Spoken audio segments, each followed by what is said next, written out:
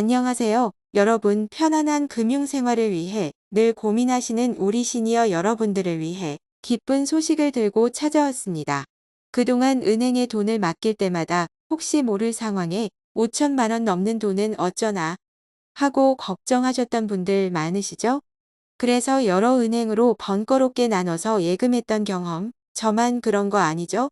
이제 그런 걱정은 한시름 놓으셔도 좋습니다. 무려 24년 만에 예금보호 한도가 1억 원으로 확정됐다는 사실, 정말 반가운 소식이죠. 바로 올해 2025년 9월 1일부터 달라지는 예금보호제도, 지금부터 핵심만 쏙쏙 뽑아 쉽고 친절하게 알려드릴게요. 이거 하나만 아시면 앞으로 여러분의 소중한 자산을 훨씬 더 든든하게 지킬 수 있답니다. 그렇다면 이 예금보호 한도 1억 원 상향이 우리에게 어떤 의미를 가져다 주는 걸까요? 이전까지는 은행, 저축은행, 보험사, 증권사 등 어떤 금융기관에 돈을 맡기든 1인당 5천만 원까지만 보호받을 수 있었습니다. 하지만 2025년 9월 1일부터는 이 금액이 2배인 1억 원으로 확 늘어납니다. 무엇보다 여러분 개개인의 소중한 재산을 더욱 튼튼하게 보호해주고 금융시장의 안정성에 대한 믿음도 높여주며 이 은행 저 은행으로 돈을 쪼개서 넣어야 했던 번거로움까지 해소해준다는 큰 의미가 있답니다. 이제 한 곳에 1억 원까지 안심하고 맡길 수 있게 된 거죠. 정말 편리해졌죠? 그럼 어디에 예금해야 1억 원까지 보호받을 수 있을지 궁금하실 텐데요. 걱정 마세요. 우리 주변의 대부분 금융기관은 다 포함된다고 생각하시면 편합니다.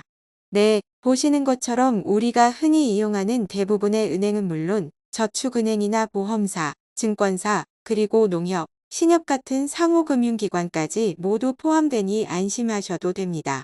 그럼 어떤 금융상품들이 보호 대상이 될까요? 아주 쉽게 생각하면 원금 지급이 보장되는 상품은 모두 보호 대상이라고 보시면 됩니다. 우리가 흔히 가입하는 예금, 적금은 물론이고 보험 해약 환급금, 증권사에 맡겨둔 투자자 예탁금 등도 포함돼요. 하지만 여기서 꼭 기억해 두셔야 할 중요한 내용이 있습니다. 바로 퇴직연금과 개인종합자산관리계좌는 예금 등 보호상품으로 운용되는 금액에 한해서만 보호된다는 점이에요. 즉, 이 상품들 안에서도 원금 손실 가능성이 있는 펀드 같은 곳에 투자된 금액은 보호되지 않는다는 의미죠. 다시 한번 말씀드릴게요. 운용 실적에 따라 돈이 달라지는 펀드나 주식, 채권에 직접 투자하는 상품, 그리고 변액보험의 주계약 등은 보호 대상에서 제외되니 이 점은 꼭 주의해 주세요. 가장 궁금해하실 질문이겠죠? 예금 보호 한도 1억 원 상향은 2025년 9월 1일 월요일부터 시행됩니다. 이 날짜 이후에 혹시라도 금융기관이 어려움을 겪게 되더라도 여러분의 돈은 1억 원까지 든든하게 보호받을 수 있다는 뜻이에요. 그럼 내가 9월 1일 전에 가입한 예금은 어떻게 되는 거지? 하고 걱정하실 필요는 전혀 없습니다. 가입 시점과 관계없이 여러분이 맡긴 원금과 그동안 쌓인 소정의 이자를 합쳐 총 1억 원까지 보호됩니다. 정말 든든하죠?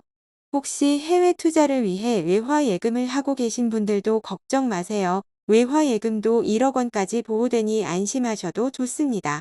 그동안 5천만 원 넘는 돈을 가지고 계시면 혹시 몰라 하고 여러 은행에 복잡하게 쪼개서 넣으셨잖아요. 이제 그런 번거로움은 훨씬 줄어들 거예요. 동일 금융기관 내 여러 계좌는 어떻게 될까요? 예를 들어 한은행에 정기예금도 있고 보통예금도 있고 적금 계좌도 여러 개 있다고 해볼게요.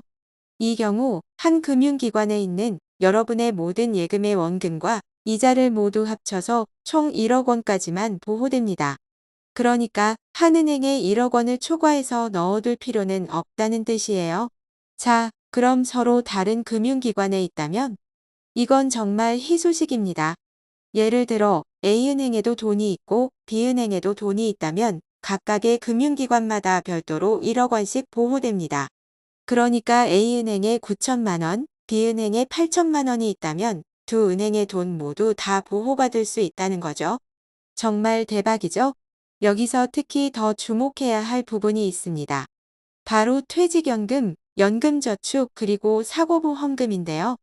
이 상품들은 우리 사회의 안정망과 관련된 중요한 성격을 가지고 있기 때문에 동일 금융기관 내에 있더라도 일반 예금과 별도로 각각 1억 원씩 보호됩니다. 이게 무슨 뜻이냐면요. 예를 들어 한 은행에 일반 예금이 1억 원 있는데 거기에 퇴직연금도 1억 원 있고 연금저축도 1억 원이 있다면 총 3억 원에 더해 일반 예금 1억 원까지 최대 4억 원까지도 든든하게 보호받을 수 있다는 놀라운 이야기예요. 잘 활용하시면 훨씬 더 많은 금액을 안전하게 지킬 수 있겠죠? 예금 보호 한도가 상향되면서 금융시장에도 약간의 변화가 있을 것으로 예상되고 있어요. 예를 들어 금리가 조금 더 높은 저축은행이나 상호금융으로 돈이 몰릴 수도 있다는 점인데요. 하지만 너무 걱정하지 마세요. 금융당국이 이런 변화를 계속 주시하고 있고 특히 제2금융권의 건전성 관리에도 더 힘쓸 예정이라고 하니 우리는 그저 내 돈이 더 안전해진다는 사실만 즐기시면 됩니다. 이제는 정말 이상향된 예금 보호 한도를 현명하게 활용하실 때입니다. 마지막으로 여러분을 위한 프리미엄 꿀팁을 드릴게요. 하나, 한 금융기관에 최대 1억 원까지 예치하세요. 굳이 여러 곳으로 복잡하게 나누지 않아도 됩니다. 둘, 퇴직연금, 연금저축, 사고보험금은 별도로 1억 원씩 보호되니 이 부분을 잘 활용하세요. 훨씬 더 많은 금액을 안전하게 지킬 수 있습니다. 셋, 무조건 높은 금리만 쫓기보다는 해당 금융사의 건전성도 함께 고려해서 현명하게 선택하는 습관을 들이세요. 이 꿀팁들 꼭 기억하세요. 어떠세요? 이제 좀 안심이 되시나요? 24년 만에 찾아온 예금 보호 한도 상향은 우리 시니어 여러분들이 금융생활을 하시면서 느끼셨던 불안감을 크게 덜어주고 심리적인 안정감을 높여줄 거예요. 이제 2025년 9월 1일부터는 더욱 든든하고 편안하게 여러분의 소중한 자산을 관리할 수 있기를 진심으로 바랍니다. 오늘 제가 알려드린 정보가 여러분께 도움이 되셨다면 주변 친구나 가족분들에게도 꼭 알려주세요. 궁금한 점은 언제든 댓글로 남겨주시고요. 다음에도 여러분의 금융생활에 도움이 되는 알찬 정보로 다시 찾아뵙겠습니다.